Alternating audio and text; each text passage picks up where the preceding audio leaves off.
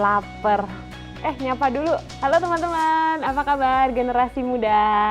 Ini aku tuh lagi ngeliatin video kuliner ya dari tadi. Aduh, sosmed juga isinya gini semua, bikin lapar gitu ya. Aduh, apalagi lagi WFH gini, bawaannya pengen nyari makanan, pengen nyari cemilan terus-menerus gitu karena tempting banget kan ngeliat kayak gini, cravingnya jadi banyak gitu loh. Anyway, aku mau menyapa dulu dan selamat datang di program Talk Show Vokasi Kini. Pastinya sebuah program yang memberikan informasi mengenai profesi, kekinian, dan pendidikan vokasi. Nah, tema kali ini kita akan bicara mengenai dunia yang mungkin semua orang suka, tapi kalau kita geluti apakah itu menjadi pilihan kita? Kita akan bicara mengenai dunia kuliner. Nah, kalau ngomongin kuliner, pastinya nggak afdol kita nggak ngomong sama pakar-pakarnya gitu. Makanya kita akan ngobrol langsung dengan beberapa narasumber yang udah bergabung bersama kita. Yang pertama, saya mau menyapa ada Chef Rahmat Kusnedi, Ketua Indonesia Pastry Alliance. Halo, Chef. Halo, selamat siang. Selamat siang, Chef. Dan juga yang telah bergabung bersama kita ada Ibu Rina Mulyati, Guru Perhotelan SMK Negeri 27 Jakarta. Halo Ibu. Oh ya, halo. Oke. Yang pertama aku akan tanya-tanya gitu ya mengenai dunia kuliner nih sebenarnya sama Chef pastinya, karena Chef nih pasti udah lama berkutat di dunia kuliner, apalagi kalau ngomongin dunia kuliner pasti internationally gitu. Nah, kalau melihat geliat industri kuliner saat ini, pengen tahu pendapatnya dulu dong Chef. Baik, kalau dibilang dunia kuliner itu bisa dibilang seperti dunia penyelamat ya. Mungkin kalau kita flashback melihat ke belakang, ingat ketika tahun 98 itu yang pertama bangkit itu kan kuliner ya. Kalau masih ingat orang dengan dulu kisah kafe tenda di Semanggi ya. Nah intinya dunia yang tidak membosankan. Kenapa? Karena berkaitan dengan makanan. Makanan itu kan inovasinya terus berkembang.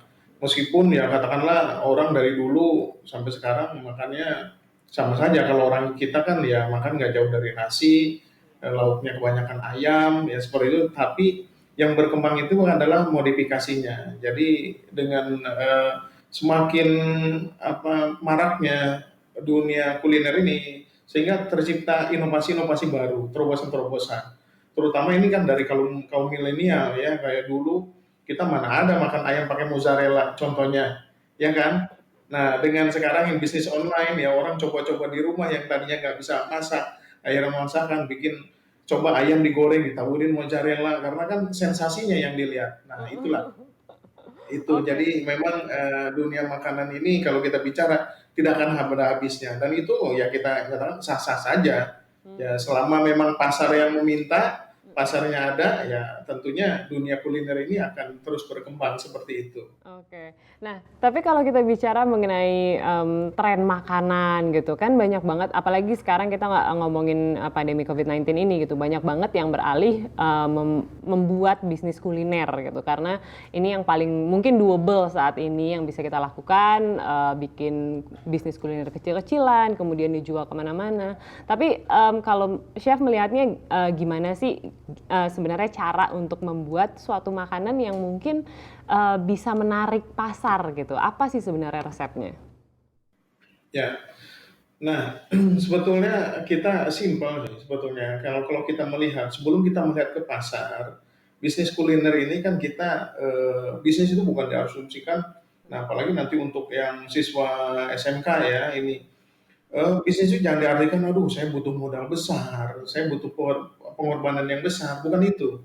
Jadi bisnis kuliner itu dimulai dari bisnis dari unit terkecil dulu, contohnya lingkungan kita sekitar, ya.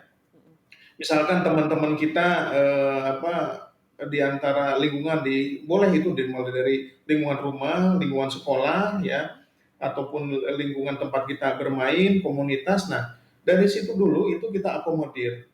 Rata-rata teman-teman kita ini menyukai apa? Apa sih masukan-masukannya itu loh yang diharapkan. Apalagi kalau kaum milenial ini kaum yang paling cepat gitu loh merespon, ya. Tiba-tiba ya misalkan ya tadi yang saya bilang misalkan Indomie dicampur mozzarella lah, ayam campur mozzarella, ya ataupun misalkan dibikin apa namanya coklat yang siap dikonsumsi itu dicampurkan dengan dessert panas sehingga meleleh. Nah, seperti ini jadi ya buat saya sih sah-sah aja selama memang itu pasarnya ada ya. Kalau kita melihat merunut misalkan contohnya brownies. Di Amerika aslinya namanya brownies itu ya brownie gitu lah. Jadi kue apa coklat yang bantet gitu.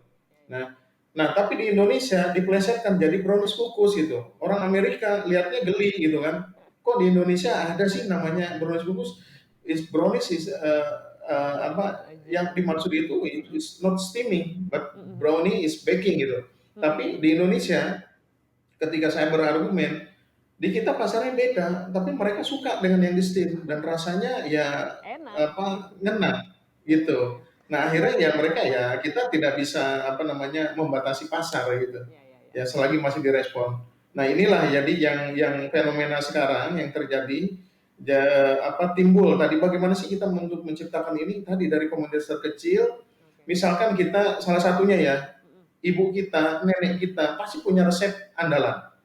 Nah ini yang terkadang orang itu lupa dengan itu. Setelah meninggal aja, misalkan orang tua meninggal atau dulu saya kangen masakan mama saya itu enak sekali. Misalkan bikin sayur lodehnya, ya, bikin sayur asem, ataupun misalkan bikin apa pepes ikannya itu enak sekali, atau bikin jajanan pasarnya enak. Nah dari situ sebetulnya itu banyak sekali yang tidak menyadari bahwa itu adalah potensi. Nah dari berbekal itulah yang sebetulnya yang sekarang banyak kita lihat nih berawal dari resep rumahan, resep ala rumahan, peninggalan orang tua atau neneknya. Jadi seperti itu. Oke, Ya. oke. Artinya dari hal yang simpel, hal yang mungkin nostalgic gitu, dan kemudian bisa berkembang malah menjadi bisnis kuliner gitu. Jika kita memang ikuti dengan minat, apalagi bekerja di dunia kuliner Indonesia. Nah, kemudian saya ingin tahu dari Bu Rina saat ini mengajar di SMK Negeri 27 Jakarta. Saya ingin tahu sebenarnya apa sih yang diajarkan terkait dengan dunia kuliner Indonesia di SMK? Ya, baik, terima kasih. Jadi memang SMK Negeri 27 Jakarta salah satunya adalah program keahlian kuliner atau tata boga. Jadi dari level 1 kami apa namanya belajar itu 3 tahun, Mbak. Jadi dari level 1 itu siswa sudah diberikan pemahaman tentang basic-basic mengenai jurusan tata boga. Karena tata boga ini adalah bagian dari pariwisata, maka ada ilmu pariwisata yang diperkenalkan juga di situ. Kemudian di level kedua itu mereka mulai diajarkan dengan praktek-praktek yang berkaitan dengan pengelolaan atau pengolahan makanan. Di tahun kedua mereka juga akan mengalami atau melakukan apa yang disebut dengan PKL, yaitu praktek kerja lapangan, di mana siswa-siswa ini akan melaksanakan training selama 3-6 bulan di industri. Nah, di industri ini nanti bisa di industri catering, di industri perhotelan, atau di industri restoran. Jadi semua industri yang berkaitan dengan tata boga. Anak-anak ini nanti setelah mereka menyelesaikan PKL, mereka akan masuk ke level ketiga, di mana level ketiga ini mereka akan melaksanakan apa yang disebut dengan uji kompetensi. Namun sekarang setiap sekolah itu memiliki yang disebut dengan LSP P1 atau lembaga sertifikasi profesi level 1, P1, di mana anak-anak atau siswa bisa mengikuti uji kompetensi secara bertahap, jadi tidak sekaligus pada level 3. Nah, setelah itu mereka akan diarahkan ke dalam 3 prinsip, yaitu BMW, Mbak. Jadi BMW itu adalah B-nya bekerja, kemudian M-nya adalah melanjutkan studi, kemudian W-nya adalah wirausaha. Jadi kalau dikaitkan dengan yang disampaikan oleh Chef Rahmat tadi, wirausaha, nah itu adalah memang yang sudah kita prepare untuk siswa-siswa SMK, karena ada pelajaran yang disebut dengan kewirausahaan atau istilahnya sekarang adalah prakarya dan produk kreatif dan kewirausahaan, begitu. Sehingga anak-anak memang dipersiapkan untuk menjadi wirausaha, membuka wirausaha. Oke. Oke, membuka wirausaha, seperti yang, tadi kita omongin gitu ya, Mas Chef Rahman ya, betapa sebenarnya banyak banget yang bisa dikulik gitu dari sini, tapi, kemudian kalau kita bicara mengenai pendidikannya sudah disiapkan oleh SMK. Nah, kalau gitu saya ingin tahu, dari Chef sebenarnya, lapangan kerjanya gitu saat ini ya, untuk dunia kuliner itu seperti apa sih? Dan, permintaannya tuh sebanyak apa sih untuk para pekerja bisa langsung diserap? Nah ini kalau kita bicara pariwisata tadi yang sudah disampaikan Bu Rina ya, kita bicara pariwisata ini tidak akan matinya ya, karena pariwisata itu kita penyumbang devisa terbesar nomor 2 ya di negara ini ya setelah migas. Nah jadi jika memang pariwisata ini kita semakin terus berkembang, demand-nya itu pasti tidak akan berhenti. Dan sampai sekarang ya khususnya untuk SMK pariwisata, ya di dalamnya itu ada tata boga, ada perhotelan, ada F&B ya.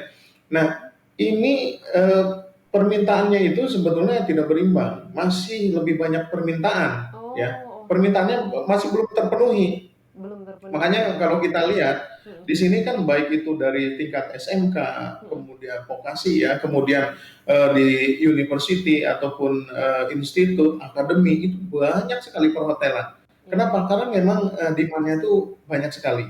Tadi mereka itu profilnya bisa menjadi seorang profesional, ya mereka bisa bekerja, nanti misalkan di apa namanya secara profesional, entah itu di hotel, di restoran, di catering ya, mau di kapal pesiar, ataupun mereka tadi pilihannya ya yang BMW tadi, misalkan berwirausaha. Ya berwirausaha karena kan sudah dibekali tadi. Saya, iya, Ya, oke.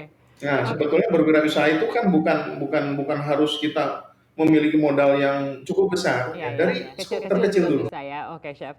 Nanti kita akan bahas lebih lanjut lagi mengenai dunia kuliner karena emang kalau ngomongin dunia kuliner ini pasti menarik banget gitu ya. Mulai dari mana sebenarnya gitu dan seperti apa nanti gajinya gitu. Nanti kita akan bahas sesaat lagi, tetaplah di Vokasi Kini.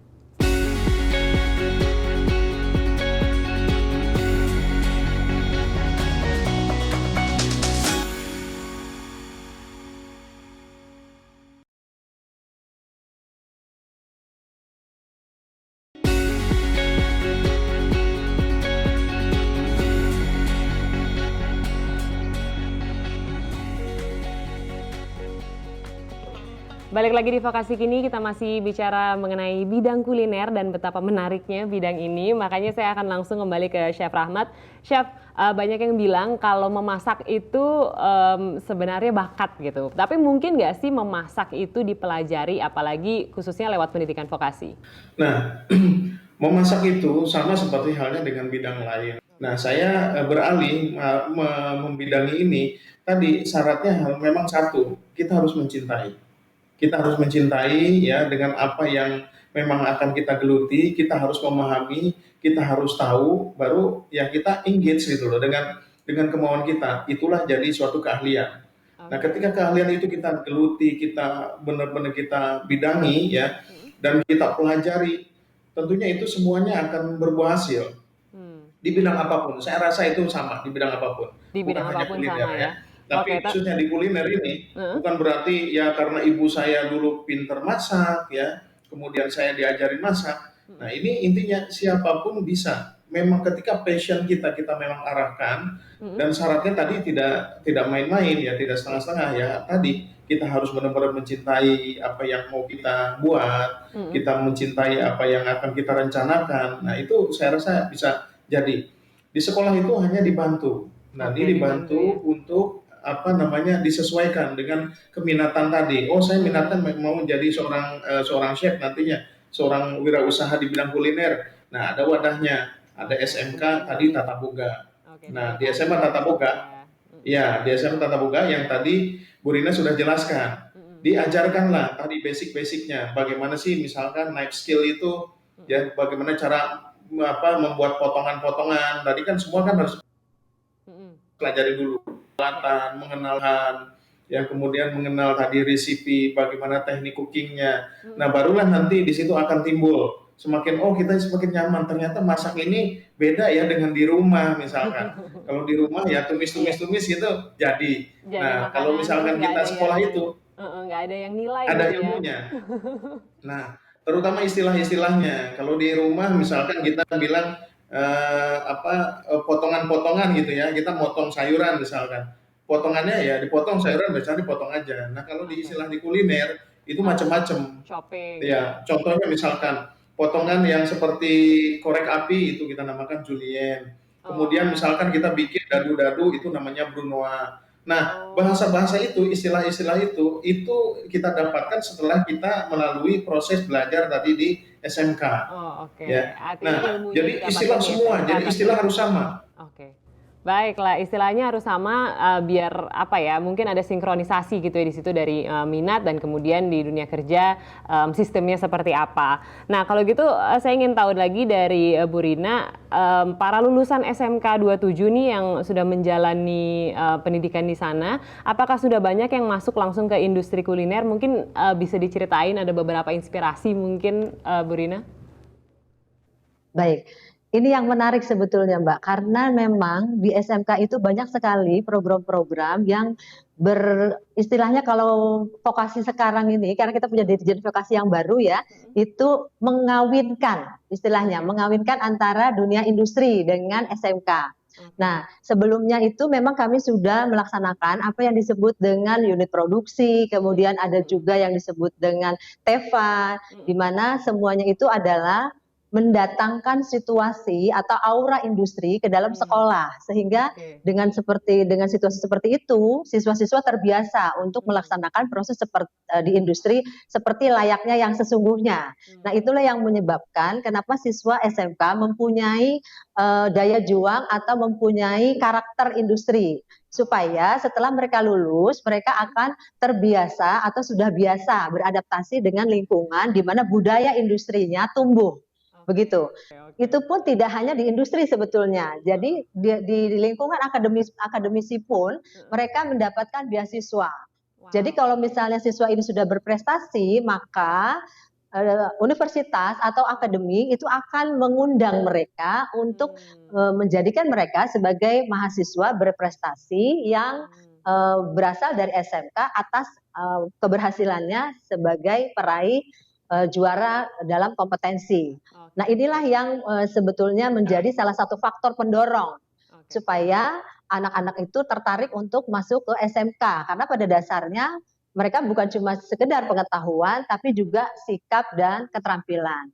Begitu. Oke, dan pastinya udah siap nih pas lulus tuh udah bener-bener ready buat kerja gitu ya. Tapi sejauh ini minatnya dari generasi muda seperti apa sih Bu Rina? Kalau dari minat, kebetulan ini pas kebetulan sedang penerimaan peserta didik baru ya. Jadi kalau misalnya peminatan itu sekitar 6.000 7.000 orang, itu kami hanya bisa menerima misalnya sekitar 400. Artinya peminatnya sebetulnya cukup banyak ya, cukup banyak. Ya, jadi hanya 10 1/12 lah ya. Karena memang itu tadi.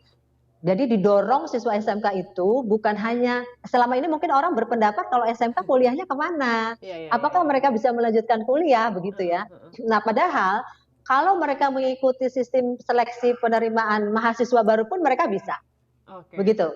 Mau ikut yang model kayak tadi seperti beasiswa, misalnya melalui universitas-universitas yang memang berkaitan dengan pariwisata, mereka bisa. Jadi sebetulnya pilihannya SMK itu nggak cuma satu, bekerja saja, tapi seperti yang tadi kami sampaikan, ada BMW tadi. Jadi pilihannya justru lebih banyak begitu. Ada BMW-nya nggak beneran tuh Bu? Nangkring di depan ya Bu. Kita harapkan nantinya kalau udah kerja nanti bisa beli mobil apa aja ya Bu ya, pastinya kalau sukses. Nah, kalau gitu saya ingin tahu juga dari Chef Rahmat nih, sebenarnya apa sih yang kita lakukan gitu ya, yang harus kita lakukan untuk bisa berkembang dan pastinya bisa sukses di dunia kuliner, baik itu mungkin kita bekerja di perhotelan ataupun kita membuat bisnis kuliner sendiri. Ya, jika kita mau sukses, kita harus berinovasi terus, kreatif. Jangan jadi follower. Harus mindset kita ini harus menjadi trendsetter. Ya, saya selalu menyampaikan. Saya ini dulu saya tinggal di desa, di kampung ya. Tapi mindset saya coba tanamkan, saya simpan itu di Bundaran HI. Nah, ya, sehingga ketika saya dulu, jadi mimpi saya, meskipun saya di desa, mimpi saya adalah di kota. Misalnya saya bisa bersaing dengan orang-orang kota, saya bisa bersaing dengan secara global. Itu yang harus ditanamkan. Jadi apa? Tekadnya yang kuat, yang benar-benar yang harus diinikan, yang harus dicanangkan. Kemudian mental ya, karena tidak mudah, apalagi kerja di kitchen. Saya sedikit memberikan gambaran. Di kitchen itu sebetulnya menyenangkan, hanya memerlukan fisik. Bayangkan, karena bisa berdiri itu selama 12 jam. 12 Ya, jam ketika ya. nanti di industri, iya, ketika di industri kita mulai bekerja di industri itu kita mengawali hari-hari pertama kita di dunia industri pasti melelahkan, betis pegel sekali, kaki panas ya. Tapi nanti hasilnya apa yang bisa kita peroleh itu ya itu bisa benar-benar akan berdampak. Nah, kemudian kita harus memperhatikan bagaimana setiap arahan dari mentor kita itu harus dicatat baik-baik. Ya, karena ketika kita sudah lari di industri, tidak ada orang itu mau memberikan mentoring head to head. Karena stafnya pasti banyak, orang yang kita perhatikan pasti banyak. Nah, dari kita yang harus cerdas. Kita harus membawa buku kecil, catatan, oh kemarin itu saya bikin kesalahan ini, yang harusnya sebenarnya ini. Kita catat. Setelah kita pulang kerja ke rumah, di-refresh lagi. Nah, ketika besok kita memulai pekerjaan, tidak mengulang kesalahan yang sama. Itu kunci suksesnya. Dengarkan baik-baik dari mentor pokoknya. Setiap nanti kita diterjun di dunia industri, yang pertama harus perhatikan itu adalah arahan dari mentor. Itu mentor kita itu yang akan memberikan jalan. Oke, noted Chef. Oke, jadi yang emang menjadi highlight dari pembicaraan kita untuk bisa menjadi seorang yang sukses di dunia kuliner di Indonesia, yaitu disiplin, kejujuran, dan juga kreativitas ya Chef ya. Terima kasih banyak untuk waktunya Chef Rahmat Kusnedi dan juga Ibu Rina Mulyati untuk diskusinya. Ini menyenangkan sekali dan penasaran banget gitu ya untuk inovasi-inovasi yang akan kita lihat pastinya di bidang kuliner, karena kalau kita ngomongin bidang kuliner tuh pasti bersentuhan langsung gitu sama masyarakat yang lapar-lapar ini seperti saya. Tapi biar teman-teman nggak bingung gitu ya, mau ambil jurusan apa sih kalau saya tertarik dengan dunia kuliner nih, saya akan kasih tahu ya. Untuk pendidikan SMK-nya bisa ngambil tata boga dan juga bisa mengambil hotel dan restoran. Dan nanti untuk pendidikan tinggi vokasi ada manajemen kuliner, ada seni kuliner, ada jasa boga, dan juga ada manajemen tata boga. Nah itu dia. Kira-kira seperti itu, dan nanti bisa diriset lebih lanjut kalau mau masuk ke bidang kuliner, dan bisa di-highlightkan tadi bahwa bidang kuliner ini sangat menjanjikan dan lapangan kerjanya sangat terbuka, demand-nya sangat tinggi. Mudah-mudahan kalian bisa jadi salah satu yang sukses juga di bidang kuliner. Nah, terima kasih banyak sudah menyaksikan Vokasi Kini pada episode kali ini. Kita akan berjumpa lagi di Vokasi Kini episode selanjutnya. Vokasi kuat menguatkan Indonesia. Sampai jumpa.